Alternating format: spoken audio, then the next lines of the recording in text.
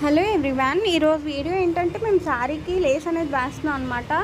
Actually Lay's వచ్చేసి మేము పూర్ణ మార్కెట్లో 1100కి అయితే తీసుకున్నాం.